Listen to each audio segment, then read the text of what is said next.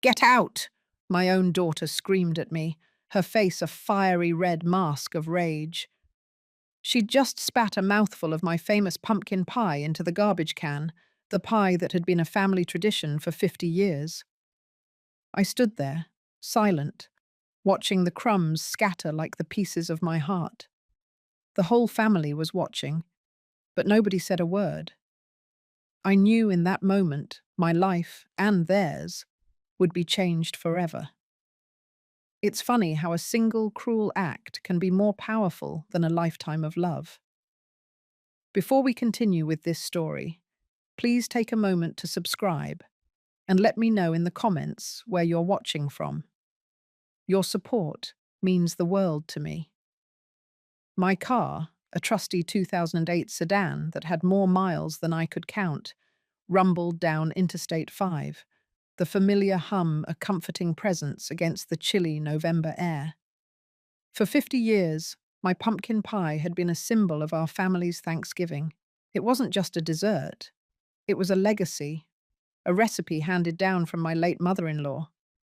Every year I'd spend 2 days making it, from the homemade crust to the perfectly spiced filling. It was a ritual, a silent promise that no matter how much time passed or how much we changed, our family traditions would remain. But this year, as I drove the 5 hours from San Diego to Seattle, a strange sense of unease settled over me. When I pulled into the sweeping driveway of my daughter Vivian's modern glass and steel mansion, I was greeted with a familiar, manufactured cheer. Vivian, a successful real estate agent with a perfectly manicured smile, gave me a quick hug. "Mom, you made it," she said, her eyes already darting back to her phone. Her husband, Garrett, a tech developer with a perpetual air of self-importance, offered a perfunctory nod. He was on a call, gesturing wildly as he paced the driveway. "The tax situation, I'm telling you, it's a nightmare," he said into his phone, his voice a little too loud. I knew what he was talking about. They'd been hounding me for months about my house in San Diego. It was a beautiful place, a house full of memories. But to them, it was just a giant tax liability, an asset I was foolishly letting depreciate. I carried my heavy pie dish into the kitchen, the scent of cinnamon and nutmeg, a sharp contrast to the sterile, minimalist space. Vivian took the pie from me and, without a second glance, placed it on a small, cluttered counter in the corner. My heart sank a little. "Oh, that's sweet, Mum," she said, her voice dripping with condescension. "But we already got a gluten-free one from a famous bakery downtown. We need to be more mindful of our health, you know." It was a tiny thing, but it stung. It felt as though she had taken a piece of my tradition and tossed it aside. Garrett came into the kitchen, his phone call finally over. He didn't ask me how my drive was. He didn't ask about me at all. Instead, he went straight to the heart of the matter. "Marjorie," he began, his voice a fake, conspiratorial whisper. "We've been thinking. That house of yours in San Diego, it's a huge burden. The property taxes, the maintenance. It's just not smart. You're throwing away thousands of dollars a month." He went on, listing every expense, every monthly bill. To him, my home wasn't a place of comfort. It was a liability. He suggested that I should sell it and invest the money with them. He was so confident, so sure that I would agree. He even had a number ready, a whopping $350,000, that he wanted me to invest in a tech startup he was involved with. He called it a golden opportunity. To him, I was just a walking investment portfolio. But I wasn't stupid. I had managed my finances carefully for years. I knew a scam when I saw one. My sweet grandson, Liam, was the only one who seemed genuinely happy to see me. He came into the kitchen, his eyes lighting up when he saw me. "Grandma, did you bring the pie?" he whispered, as if we were sharing a secret. I smiled. At least to him, I still meant something. He saw me not as a financial asset or a burden, but as his grandmother. He was the one person in this house who saw me as human. And in that moment, in the cold, unfeeling kitchen, his simple question felt warmer than any hug. He helped me set the table, a small act of kindness that meant everything. But I knew the calm wouldn't last. The storm was just beginning. The real Thanksgiving was about to start, and it wouldn't be about being grateful. It would be about confrontation. I started putting together the finishing touches for the turkey and the stuffing, working quietly in the pristine, cold kitchen. Liam, my grandson, sat on a stool at the counter, completely engrossed in sketching something in his notebook. He was the only warmth in that room, the only one who seemed genuinely present. Vivian drifted in, not to help, but to supervise. She surveyed the counter, her eyes immediately zeroing in on a tiny smear of flour I had missed. "Mum, you have to be careful," she sighed, pinching the bridge of her nose. "This marble is imported from Italy. It stains instantly." Her tone wasn't one of a daughter talking to her mother. It was the tone of a homeowner addressing hired help. I wiped the spot immediately, my jaw tight. I remembered when she was a child, she'd helped me bake cookies, flour everywhere, and we'd laughed about the mess. Now, everything was about presentation, perfection, and price tags. "So, about that house," Garrett said, walking in unannounced, holding 2 expensive glasses of wine. He didn't offer me one. He rarely did. "We've been running the numbers again." He leaned against the counter, launching into his favorite topic. He wasn't interested in my cooking, he was interested in my assets. "Your property taxes alone are hitting you with almost $2,500 a month. That's $30,000 a year, just to keep the lights on in an oversized place you barely use."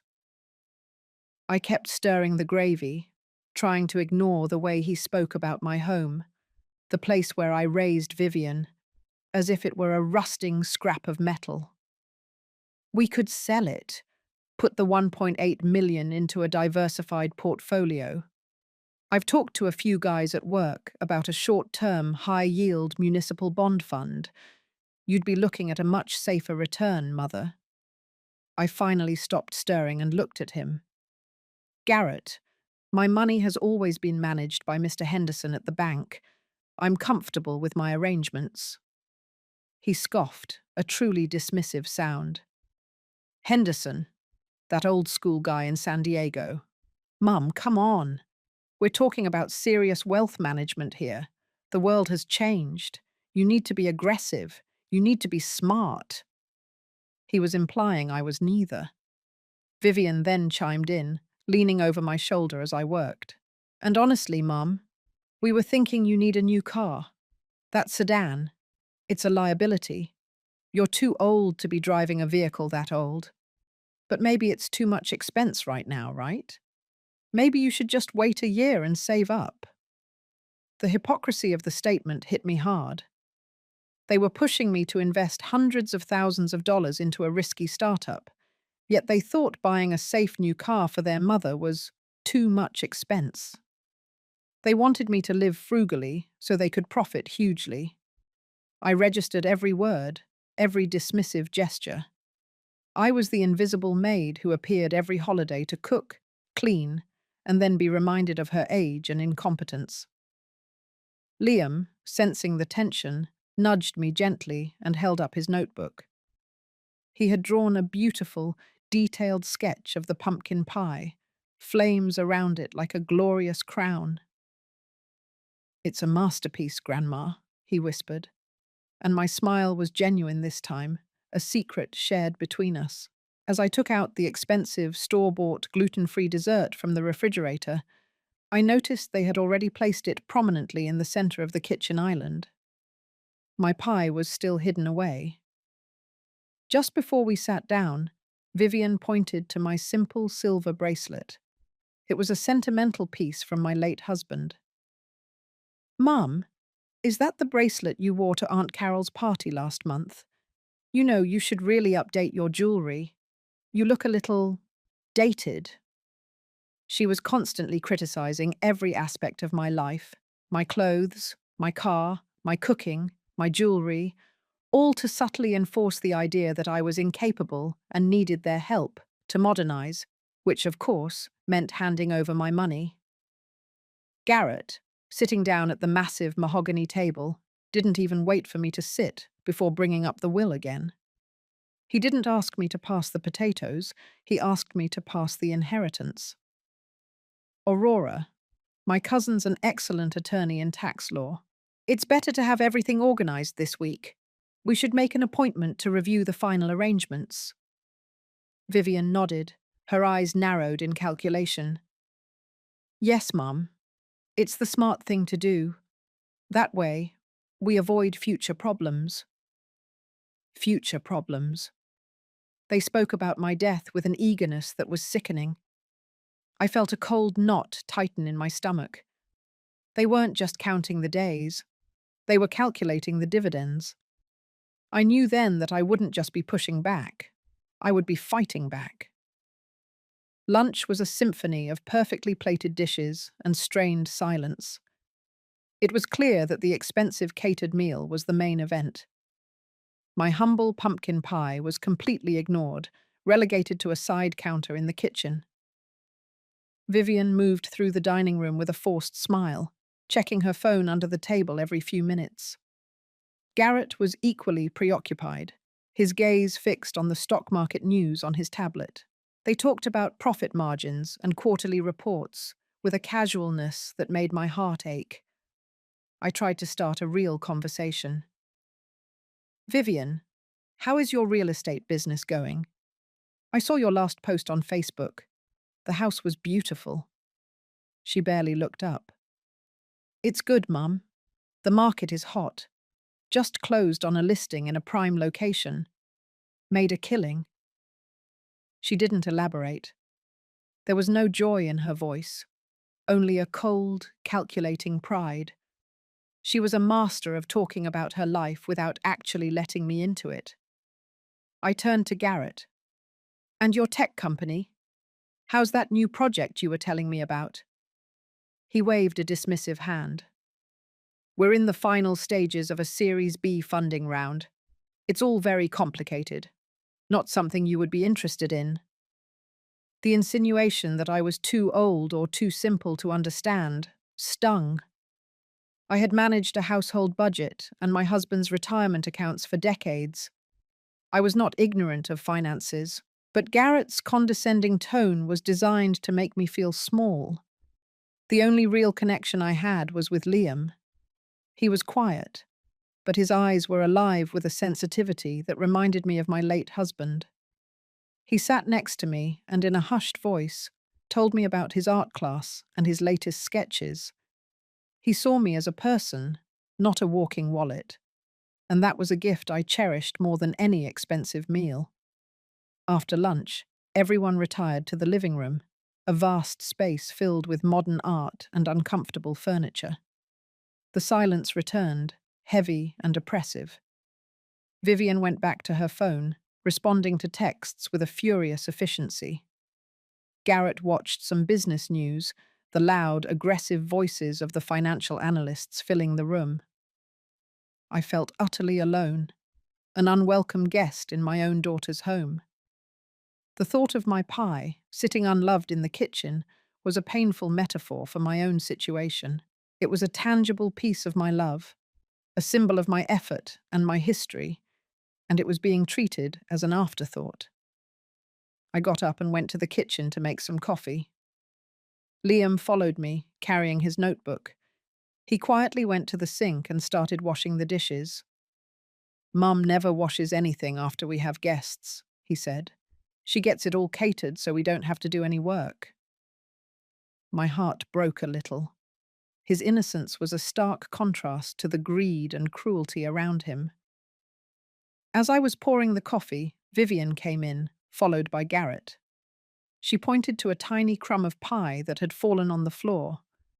Mom, you are being so messy. It's a simple rule.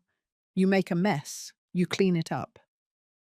It was a power play, a way to show that she was in charge, even in her own kitchen. I bent down to pick up the crumb, but Garrett stopped me. "Don't bother, Aurora," he said with a forced smile. "I'll have the cleaning staff take care of it." He looked at me as if I were a child who had just made a mess in a public place. I stood up straight, my hand clenched into a fist. This was their final insult. They saw me as a burden, a problem to be solved, not a mother to be loved. The silence was deafening as I stared at my daughter and her husband. And then, the moment came that would change everything. Vivian walked over to the side counter, picked up my pumpkin pie dish, and looked at it with a sneer. "Honestly, I don't even know why you bothered with this, Mum," she said, her voice dripping with disgust. "It's so provincial." She took a large slice with her hand, a shocking display of contempt. She took a bite, chewed it for a few seconds, and then, with a look of pure hatred in her eyes, she spat it into the trash can. My heart shattered into a million pieces. The silence that followed was deafening. My pie, my tradition, my love was nothing but garbage to her. It was a vicious, calculated insult, meant to wound me in the deepest way possible. "We don't need you, old woman," she spat, her voice a cruel whisper. "Leave now." It was a final, devastating act of disrespect. The words hung in the air, a poison that filled the room. This was the moment everything changed. The moment the mother she had taken for granted decided to stop being a victim. The silence that followed Vivian's outburst was vast and immediate. It wasn't the silence of shock. It was the silence of a hammer hitting glass. Liam, my sweet grandson, dropped his sketchbook. Garrett froze, the fake smile finally melting from his face, replaced by a look of sheer calculation, instantly realizing his wife had gone too far. But the most surprising silence came from me. I didn't cry. I didn't shout back. The words, "You don't belong to this family anymore," didn't break me. They hardened something deep inside. I felt a steel rod replace the soft, forgiving center of my heart. The exhaustion of 2 years of being taken for granted, of being treated as a maid and a bank, finally evaporated, replaced by an icy clarity. I looked directly at Vivian. Her face was flushed with the adrenaline of her own cruelty, her eyes bright with a triumphant spite. "Vivian," I said, my voice barely a whisper, yet it cut through the air. "Remember this day." I paused, letting the weight of my gaze settle on her, forcing her to hold the eye contact. I saw a flicker of doubt, a momentary crack in her arrogance. "Today," I continued, my voice gaining strength, "you didn't just lose your mother, you destroyed your own future." Then I turned my attention to Garrett. He was already composing himself, trying to minimize the damage.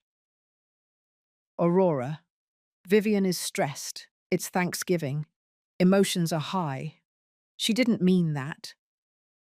"And you, Garrett," I said, ignoring his pitiful attempt at damage control. "You'll regret every word you said about my home, my money, and my life. Your greed is a sickness." I walked slowly, deliberately, past them and into the living room. I picked up my purse. I saw Liam standing near the dining table, his young face crumpled with fear and confusion. I knelt down quickly, pulling him into a tight embrace. "Grandma is fine, sweetie," I whispered fiercely into his ear. "I love you, and I will always love you. Remember that." It was a promise, a secret pact between us. He was the only innocent one. I stood up and walked back to the kitchen. I looked at the pumpkin pie dish. The remnants of my efforts, the symbol of my love, were still sitting there, defiled. I calmly picked up the dish. I didn't say another word. As I walked toward the front door, Vivian followed me, now realizing the gravity of the situation. Her rage was cooling, giving way to panic. She knew what she had just risked. "Mom, wait!" she called out, her voice shaky. "I'm sorry, come on, it's a big misunderstanding. We can talk." Garrett blocked my path. "Aurora, let's be adults. We can't let a little argument ruin the holiday. Let's sit down and discuss the investment. That $350,000 opportunity is still on the table." His immediate pivot back to the money confirmed everything. They weren't sorry about hurting me. They were terrified of losing the expected payoff. I simply looked past Garrett, my eyes fixed on the door handle. "The investment opportunity is gone," I stated flatly, "and so is the inheritance you were counting on." Vivian gasped, a raw, ugly sound of shock. I opened the door, stepped out onto the polished wooden porch, and pulled the door shut softly behind me. That gentle click of the door was the loudest sound I had heard all day. It was the sound of a chapter ending. I walked to my sedan. As I got in and started the engine, I saw Vivian and Garrett standing by the large glass window, their faces pressed against the pane, a perfect picture of bewildered panic. They weren't worried about my safety. They were calculating their losses. The drive back to San Diego was long, quiet, and filled with purpose. The numbness had worn off, replaced by a cold, surgical focus. At 68 years old, I realized I didn't owe them my silence or my tolerance anymore. I owed myself dignity. As the lights of Seattle faded in my rearview mirror, I took out my phone. It was late, but this couldn't wait. I immediately searched for the contact for Elaine Davies, a highly recommended estate lawyer in San Diego, known for handling complex family trusts, a name my old lawyer had given me years ago, just in case. I wasn't going to simply change my will. I was going to construct a brilliant, unbreakable defense. My plan wouldn't be about revenge. It would be about justice and ensuring my story became a lesson for them and for anyone else who thought they could prey on an older woman. The real work began now. I drove through the night, the vast emptiness of the freeway a mirror to the strange, liberated void I felt inside. When I finally reached my quiet, familiar house in San Diego, just as the sun was rising, I didn't feel exhausted. I felt energized. I felt like a general after realizing the war was far from over, but that I finally understood the enemy's tactics. The first thing I did was call Brenda. Brenda wasn't just my best friend. She was a businesswoman, the owner of a successful chain of bakeries. She had a sharp mind and absolutely no tolerance for nonsense. "You won't believe what happened," I said, my voice steady. Brenda listened in stunned silence as I recounted the entire Thanksgiving disaster, culminating in the cruel, calculated act of spitting out my pie. "That monster," Brenda finally breathed. "That cruel, entitled child. Marjorie, you did the right thing leaving, but now we fight. You can't just let them get away with destroying your emotional life, let alone your financial one." "I agree," I replied. "I need a plan that doesn't just cut them off. It needs to expose their entitlement, not just to them, but to the world they care so much about." Brenda immediately came over. We sat at my dining table, now a war room, with coffee and my old legal pad. We didn't talk about feelings. We talked about strategy. First step, legal protection. I immediately called Elaine Davies, the estate lawyer I had contacted the night before. Elaine was sharp, decisive, and understood the concept of elder financial abuse instantly. I scheduled an appointment for the following morning. Second step, the public counter-narrative. This was Brenda's specialty. Vivian and Garrett lived and breathed social media and public image. Their world was built on likes and appearances. I decided to strike them where it hurt the most, in their carefully curated public sphere. Brenda had the brilliant idea of using the one item that defined the conflict, the pie. She suggested filming a short, emotional video about the tradition of the pumpkin pie, the love that went into it, and how a family legacy was brutally rejected. We wouldn't name Vivian or Garrett directly, but the context would be painfully clear to them and anyone who knew our family. The theme would be love rejected, legacy reclaimed. The third and most crucial step was financial due diligence. I called my bank. Mr. Henderson, my trusted manager, was surprised but immediately professional. I instructed him to put an immediate freeze on any and all requests for financial information or fund transfers, even if presented by family members. This was my shield. That same evening, while going through my files, I found a document that chilled me to the bone. It was a request for collateral, a vague document Garrett had asked me to sign months ago, claiming it was merely pre-authorization paperwork for a new joint credit card in case of an emergency. The language was deliberately confusing, but now, with a fresh set of eyes, I realized the terrifying truth. I called Brenda back. Brenda, I think Garrett and Vivian didn't just ask for $350,000 for their startup. I think they might have tried to take it by using my property as collateral. Brenda was silent for a moment. Marjorie, that's outright fraud. We need to get that document to Elaine Davies first thing tomorrow. This isn't just about an inheritance anymore. They are actively stealing from you. The realization hit me with the force of a physical blow. The $350,000 they wanted wasn't just an investment. It was a planned, cold-blooded appropriation of my wealth, potentially secured by my house. They weren't just ungrateful. They were criminals. This realization gave my planned counterattack a new, ferocious urgency. My fight was no longer about hurt feelings.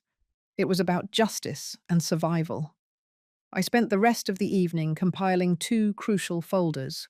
The first, labeled Legacy, contained all the financial and legal documents, including the vague collateral request.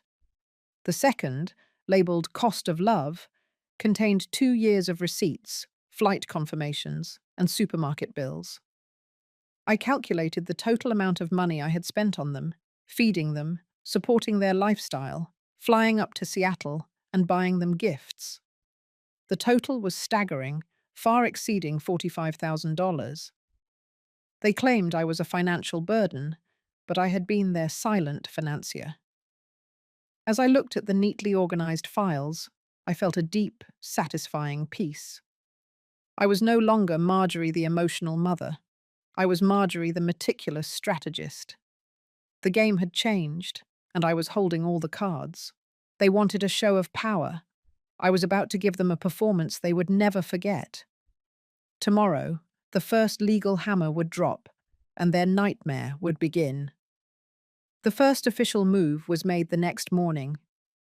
I met with Elaine Davies, a woman whose office in downtown San Diego exuded competence and quiet power. I presented her with the two folders, Legacy and Cost of Love.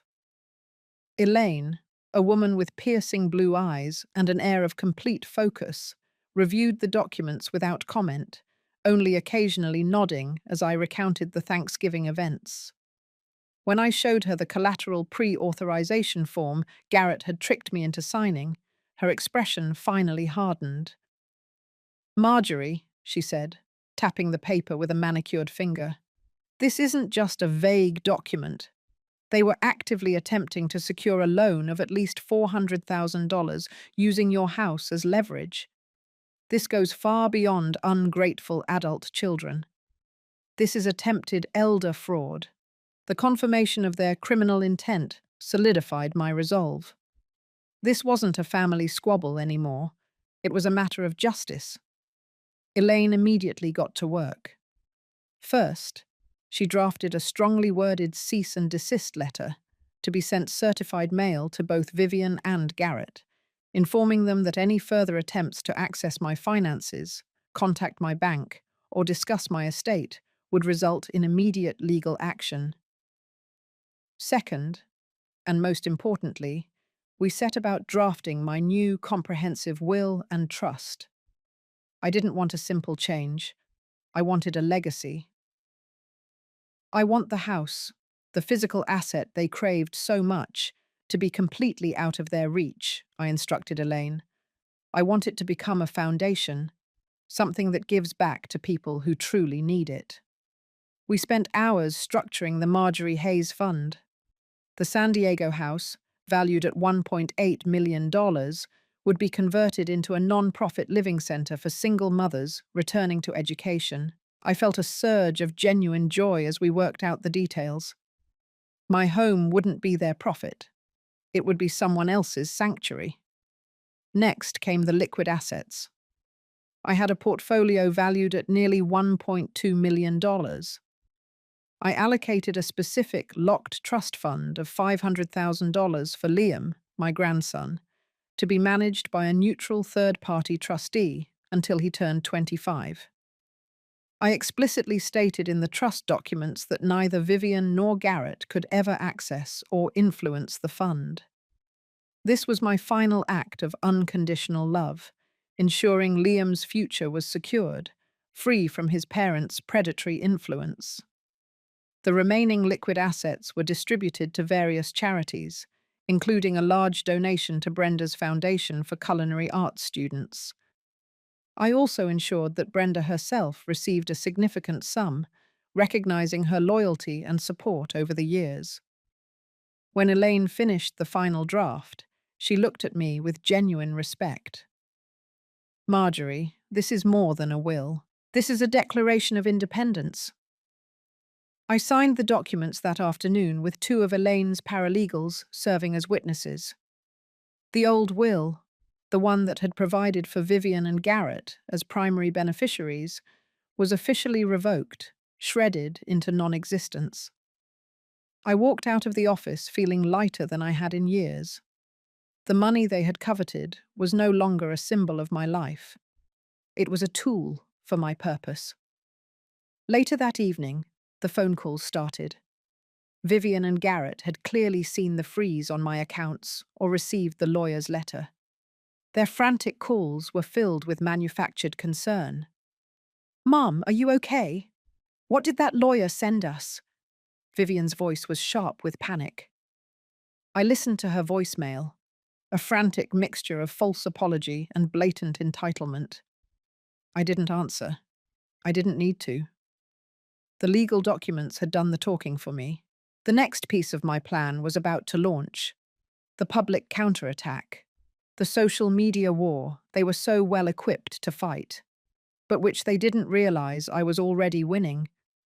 My new purpose had begun. I was no longer an invisible old woman. I was a creator of legacy.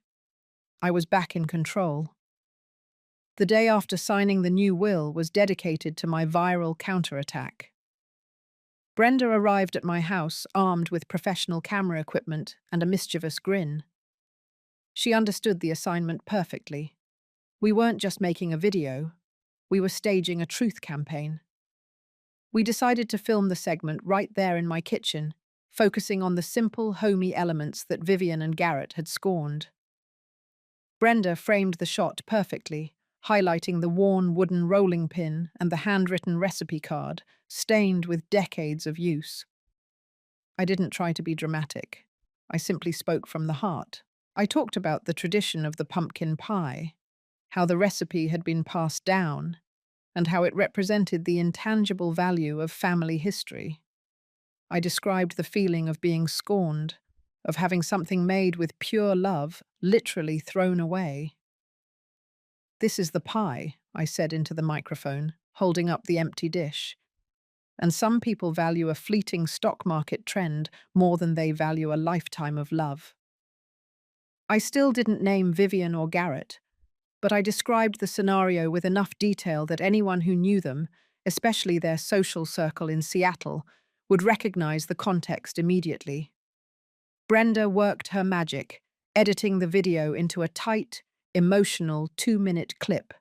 She titled it, Love Rejected, the $1.8 million pumpkin pie.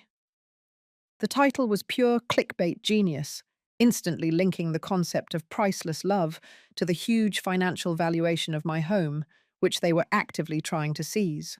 We uploaded the video to Brenda's bakery channel, which had a modest but loyal following, and shared it across various social media platforms, including Facebook groups focused on family values and retirement planning. The reaction was immediate and explosive.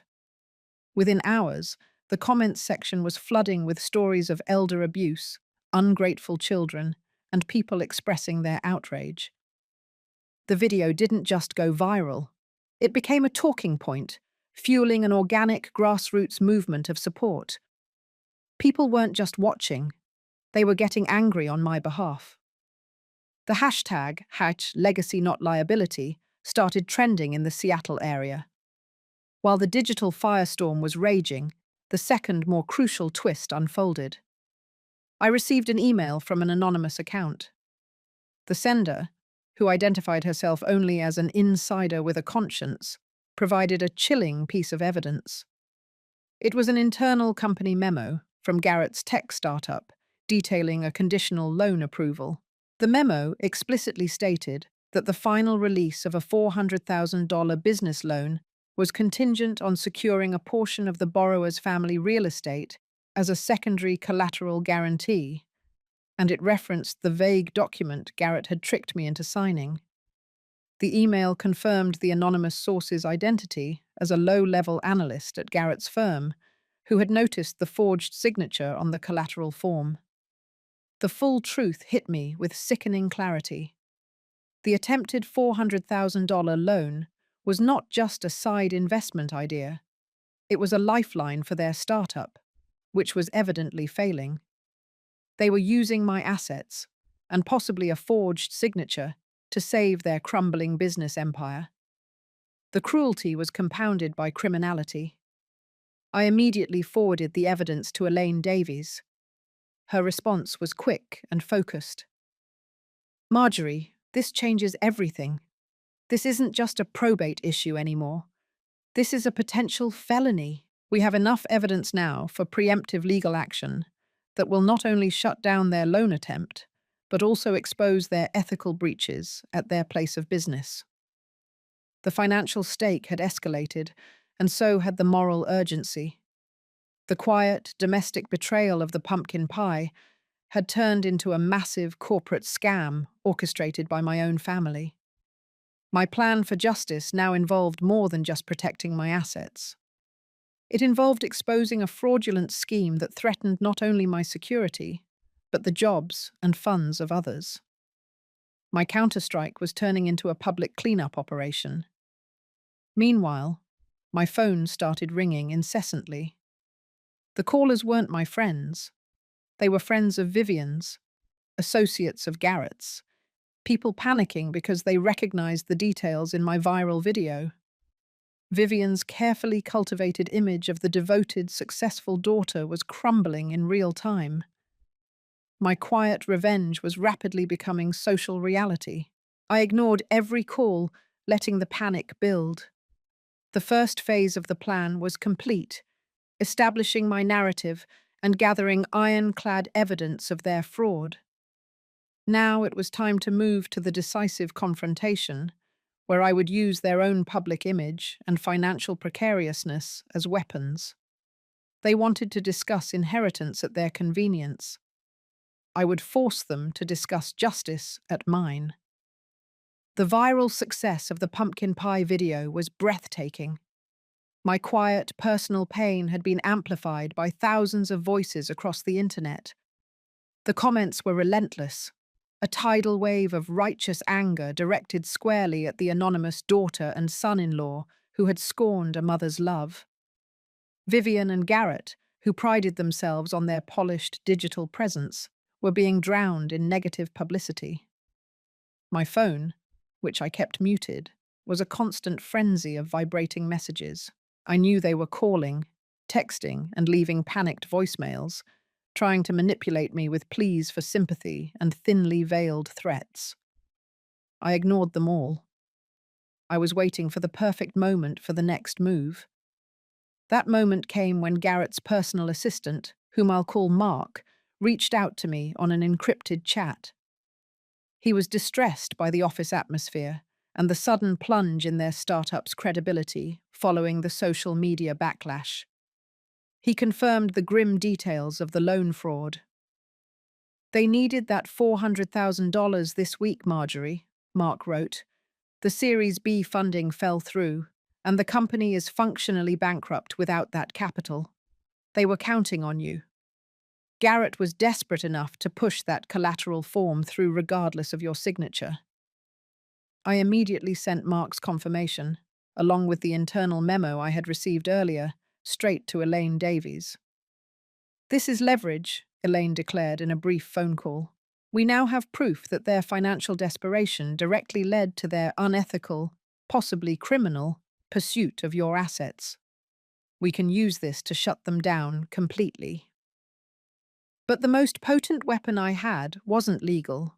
It was emotional and financial. It was the cost of love folder.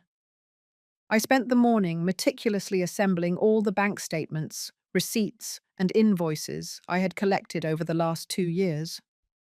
Every Sunday meal I paid for, every flight I took to visit them in Seattle, every expensive gift I bought Liam to compensate for his parents' emotional neglect. The total was even higher than my initial estimate, totaling nearly $52,000 in unreciprocated expenditure. I typed up a single, concise document titled Balance Sheet, Account of Services Rendered and Assets Contributed, Nov 2021 to Nov 2023. The document was clinical, devoid of emotion, and brutally honest.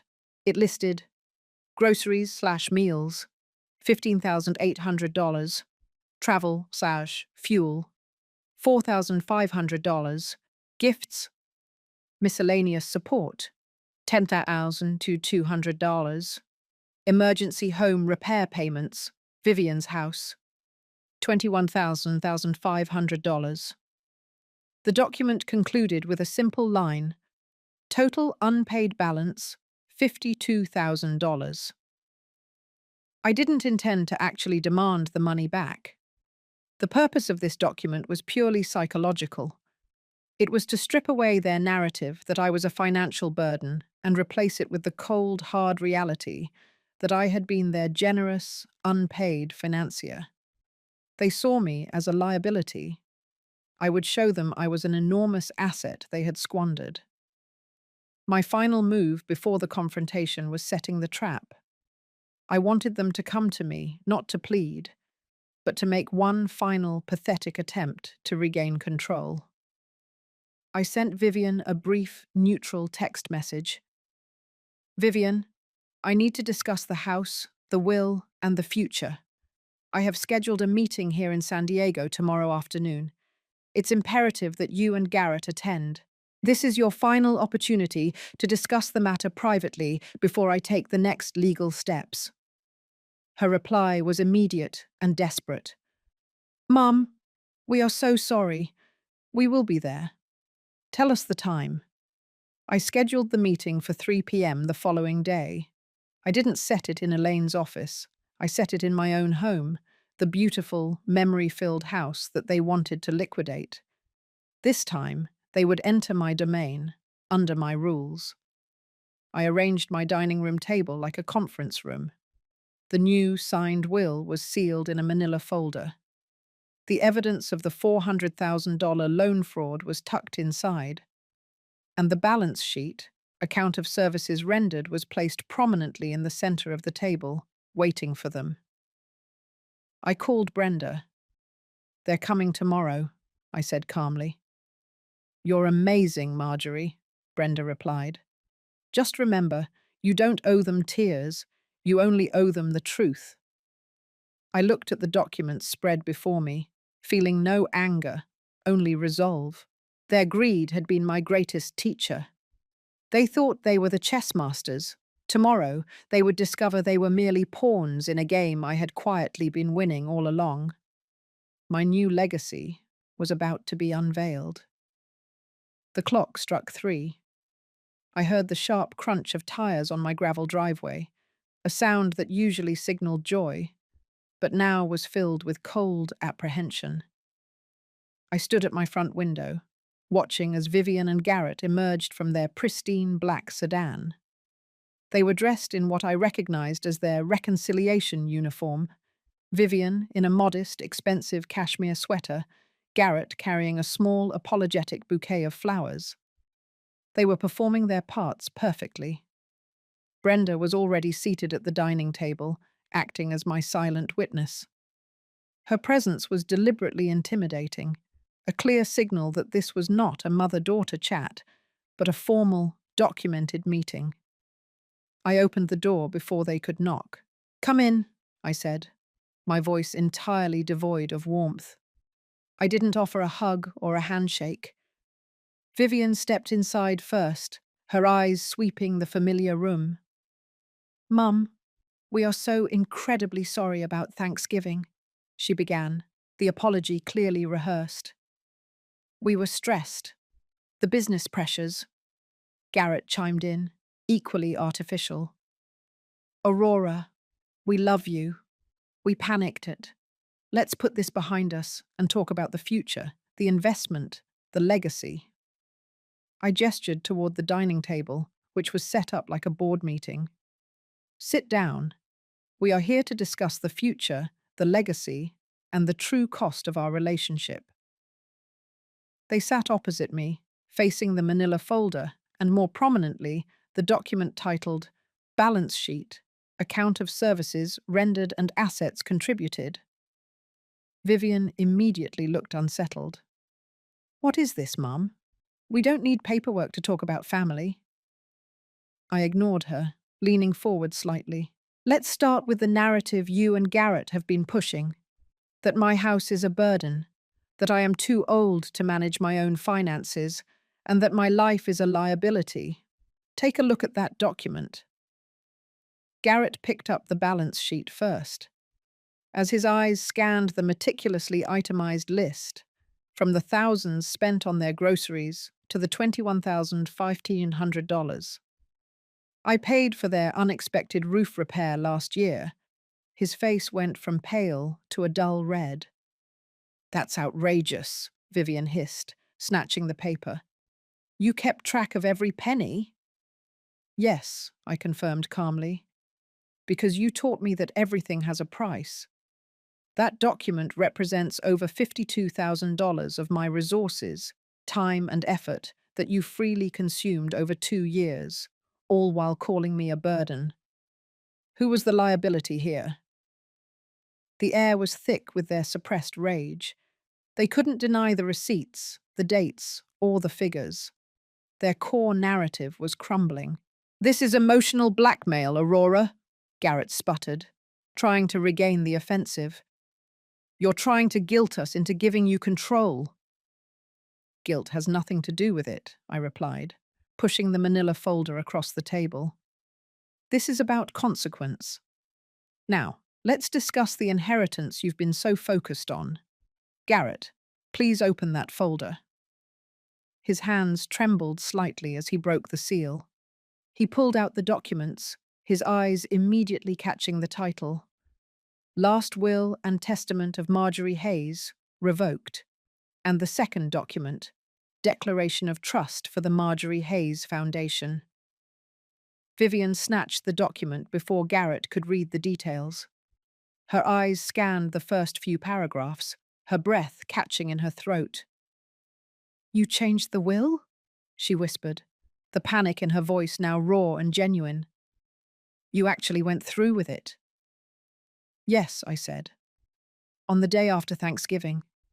The house, the $1.8 million asset you so desperately wanted to liquidate, is no longer yours. It is now the principal asset of the Marjorie Hayes Foundation, a non-profit living center for single mothers returning to education. It is legally and irrevocably out of your reach. Garrett slumped back in his chair, his face a mask of defeat. The loss of the house was a financial nuclear strike against their plan. But I wasn't finished. I pulled out the last two pieces of paper, the internal company memo and the confirmation of the $400,000 collateral fraud. You came here today to beg for forgiveness, yet you were simultaneously attempting to defraud me using a forged collateral signature to secure a $400,000 loan for your failing startup. We know the truth, Garrett. Your company is bankrupt, and you were willing to risk my financial security to save your pride. Garrett's jaw dropped. He looked at Vivian, who immediately knew the source of the leak must have been internal. Their elaborate scheme was completely exposed. And finally, I continued, delivering the final decisive blow. The liquid assets are safe. They are now dispersed to people and causes who value them. I want you to know that the one person in this family who will benefit from my wealth is Liam. I have established an irrevocable, third-party managed trust fund of $500,000 for his education and future. A trust that neither of you can ever touch, influence, or control. It is my final act of love, directed only at the one person who truly deserved it. Vivian began to cry, but it wasn't the tears of a heartbroken daughter. It was the wails of a disappointed heir. You can't do this. I'm your only child. This is my inheritance. I rose from my chair, looking down at them. Your inheritance was the love and respect I gave you. You spat it into a garbage can. Actions have consequences, Vivian. You asked me to leave your family. I simply ensured that you left mine, permanently. Vivian was shaking, her tears now a torrent of raw, furious disappointment. Garrett stood rigid, his handsome face contorted with impotent rage. They had been exposed, not just as ungrateful children, but as financial predators. Brenda, my silent anchor, simply watched, her expression unreadable. "This is retaliation," Vivian screamed, her voice cracking. "You're doing this because you're angry about a stupid pie. You're manipulating your own inheritance out of spite." "Spite is what you showed me on Thanksgiving," I corrected her, my voice low and steady. "This is not spite, Vivian. This is justice. And it's not over." I gestured to my laptop, which sat closed on the nearby counter. You and Garrett thrive on public image and digital currency. Your business, your reputation, your entire social standing is built on a facade of success and familial devotion. I believe you've noticed the recent traffic on social media. Garrett's eyes widened slightly. He knew. He had seen the viral video, the comments, the sudden scrutiny of their Seattle life. Your entire community in Seattle now knows what happened to my pie and what you think of my legacy, I continued. But the world deserves to know the full truth. I opened the laptop and pulled up the new YouTube channel that Brenda and I had launched, dedicated entirely to this cause. The channel wasn't named after me, it was called the Legacy Project. This project, I explained, turning the laptop screen slightly toward them, is dedicated to helping older women find their voice and stop being treated as liabilities. I have shared my story, not just about the pie, but about the constant manipulation, the gaslighting, and the calculated greed. Your action, Garrett, attempting to use my house as collateral for a bankrupt startup, have given the project its core mission. I paused to let the devastating reality sink in. The shame wasn't contained within my dining room. It was public, permanent, and searchable. "And it's working," Brenda chimed in, speaking for the first time. "We've had tens of thousands of views in the last 48 hours. People are relating their own stories. Your mother's story is no longer private, Vivian. It's a movement." Vivian looked sick. Her public relations instincts, honed by years in the competitive real estate market, told her this was a disaster far greater than losing an inheritance. This could cost her clients, her friends, and her reputation. Garrett, ever the strategist, tried one final tactic. Aurora, this is crazy. This is slander. We will sue you. We will have you declared mentally incompetent. You're being manipulated by this woman and your friends. He pointed an accusing finger at Brenda. My lawyer, Elaine Davies, anticipated that move, I said, retrieving a file from a cabinet behind me. I have already filed a preemptive declaration of mental competency, supported by 3 different medical professionals. Any attempt to question my lucidity will be met with immediate countersuit for defamation and elder abuse, complete with the evidence of your loan fraud. I laid a final document on the table. It was the formal legal letter from Elaine Davies to Garrett's startup, detailing the fraudulent collateral and threatening legal intervention unless the loan application was immediately withdrawn. Garrett looked at the letter, and all the fight drained out of him. He knew the legal system was expensive and unforgiving, especially when faced with concrete evidence of fraud and a viral public shaming campaign. "You can't do this to us," Vivian pleaded, her voice reduced to a broken whimper. "We're your family." "No," I replied, my voice firm. "You forfeited the right to that title when you spat out my legacy. I am reclaiming my narrative. My dignity is not negotiable." I walked toward the front door and opened it wide. "I have said everything I need to say. The new will is signed, sealed, and irrevocable. The evidence of your attempted fraud is in the hands of my lawyer.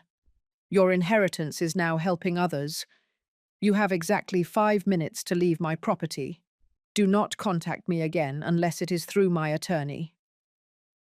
Vivian and Garrett rose slowly, their movements clumsy and defeated. They were not just losing money. They were losing the illusion of control and the security of their planned future. They walked past me without a word, 2 broken predators. As they drove away, leaving nothing but the scent of expensive cologne and failure behind them, I closed the door. I looked at Brenda, and a slow, genuine smile spread across my face. The battle was won. But the true work, the work of rebuilding my life and my purpose, was just beginning. The days and weeks following the confrontation were a period of intense activity and profound calm. My lawyer, Elaine Davies, confirmed that Garrett's startup had officially withdrawn the loan application, citing unforeseen legal complications. The threat of exposure and the clear evidence of fraud were enough to make them retreat immediately. Their financial lifeline was cut, and with it, their ability to manipulate me further. I spent most of my time channeling the energy of my former anger into the Marjorie Hayes Foundation. The process of converting my San Diego home, that beautiful, memory-filled space, into a living center for single mothers, was deeply therapeutic. It wasn't just about donating an asset. It was about repurposing a part of my life that my own daughter had devalued. That house, which Vivian saw only as $1.8 million worth of tax deductions and inheritance, was now set to become a beacon of independence for women struggling to rebuild their lives. Brenda, true to her word, continued to manage the Legacy Project channel. The video of the pie and the subsequent update on the foundation's creation went supernova. The comments were no longer just angry, they were uplifting and supportive. I received thousands of messages from women thanking me for speaking out.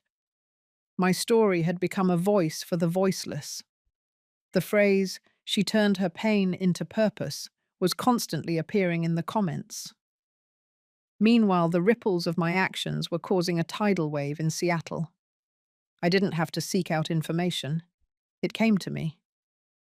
My former walking buddy, Sharon, called me one Tuesday morning.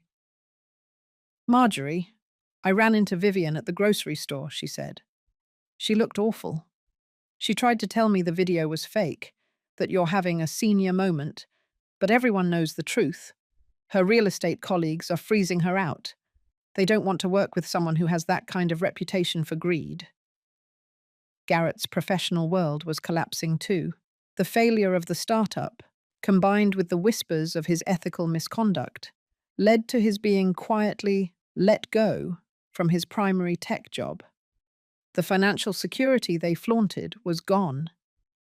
The most profound change, however, involved Liam. One afternoon, my doorbell rang. It was Liam, alone, clutching his sketchbook. He looked thinner, but his eyes were clearer. "Grandma," he whispered, hugging me fiercely. "I had to come. Mom and Dad, they are divorcing. There's a lot of yelling now. They sold the big house. They blame you for everything." I sat him down and held his hand. I didn't justify my actions. I focused only on his well-being. "Liam, your parents made choices. Those choices had consequences. But none of this is about you. You are loved, and you are safe." He opened his sketchbook, showing me his latest drawing. It was a complex, beautiful sketch of my house, but soaring above it was a giant, stylized pumpkin pie, like a protective crest. "I know the house isn't ours anymore," he said quietly. "But you made the right decision, Grandma. They only ever talked about the money. Now they have none of that. And I hope they realize what they lost." That conversation confirmed the success of my plan. The trust fund I had established for him, the $500,000 completely inaccessible to his parents, was the single most important action I had taken. It was an investment in pure, untainted love, a future for the one member of the family who valued me for who I was. I knew that the most sophisticated part of my revenge wasn't the legal maneuvering or the public shaming. It was the act of Chua Lan Nyan Van, humanistic healing. By creating the foundation and securing Liam's future, I had transformed their malice into my lasting good deed. I had taken their darkness and created light, ensuring my legacy would be one of generosity and strength, not bitterness. The final, unexpected gift came from Vivian herself 3 months after the confrontation. I received a thin letter, postmarked from a small apartment complex outside Seattle. "Mum," the letter began, written in a shaky, uncharacteristic hand. "Garrett is gone. I lost the house, the job, and most of my friends. I finally had to sell the gluten-free pie recipe book just to pay a debt. I've realized I was never angry about the pie. I was angry because I was losing control, and you were the only person strong enough to show me what I had become. You were right about the future. You destroyed the future I planned. But maybe I needed to destroy it to build a real one. I won't ask for forgiveness. I just need you to know I understand the pie now. It wasn't about the money. It was about the love I threw away. It wasn't a complete redemption, but it was an acknowledgement of truth." I didn't rush to reply. I simply read the letter, placed it gently on my desk, and felt a profound sense of peace. My vengeance was complete, achieved not by destroying them, but by building a better life for myself and those who truly deserved it. 6 months later, the bitter taste of Thanksgiving was completely gone, replaced by a profound, enduring sweetness. My life had undergone a transformation that neither Vivian nor Garrett could have imagined. I sold the San Diego house, not for profit, but to the Marjorie Hayes Foundation for a symbolic amount, ensuring the non-profit status was firmly established. The proceeds from my liquid assets were already at work, funding scholarships and helping women find stability. I moved into a beautiful, sunlit condo near the coast, smaller but infinitely happier. My days were filled with purpose, volunteering at the foundation, traveling with Brenda, and managing the Legacy Project channel, which had grown into a respected community platform. I was no longer defined by my past, but by my future. Garrett and Vivian's world had fractured entirely. They finalized their divorce, the financial collapse proving too great a strain on their calculated partnership.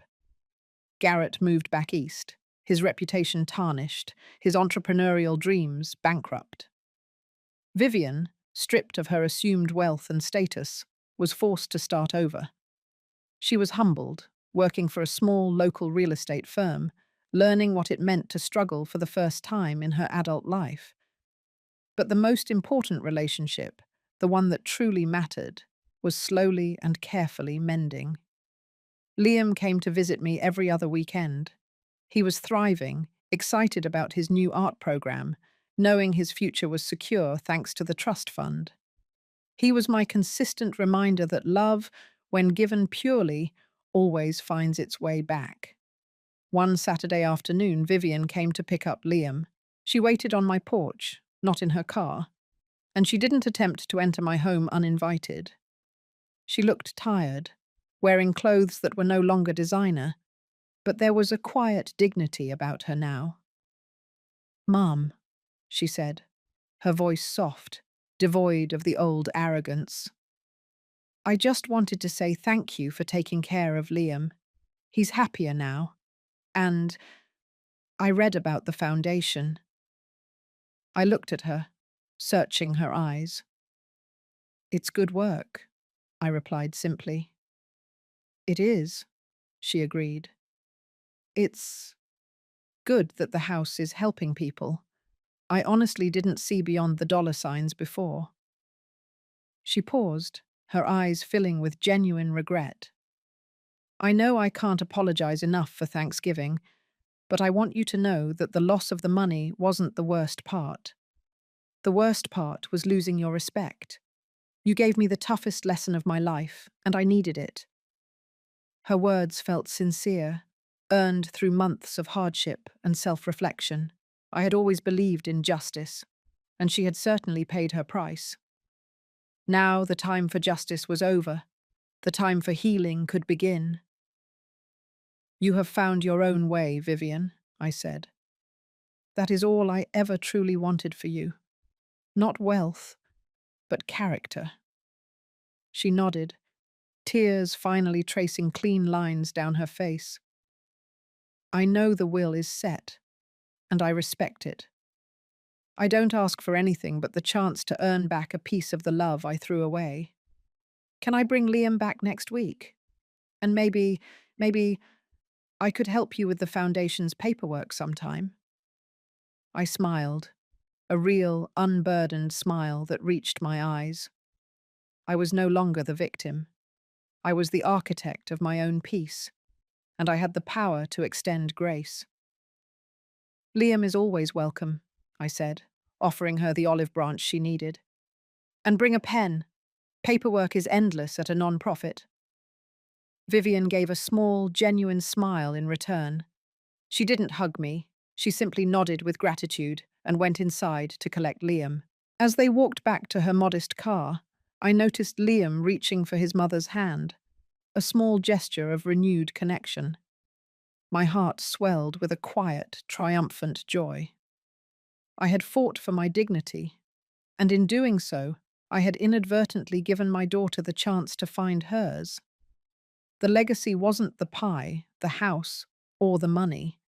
The true legacy was the courage to demand respect and the wisdom to know when to finally forgive. I had won the battle, but more importantly, I had secured the peace. If this story resonated with you, I encourage you to share it. If you've ever felt undervalued or disrespected, remember that your dignity is the most valuable asset you own. Stand up for your worth, redefine your legacy, and never be afraid to set boundaries, even with the people you love the most. Let me know in the comments if this story inspired you to reclaim your own power.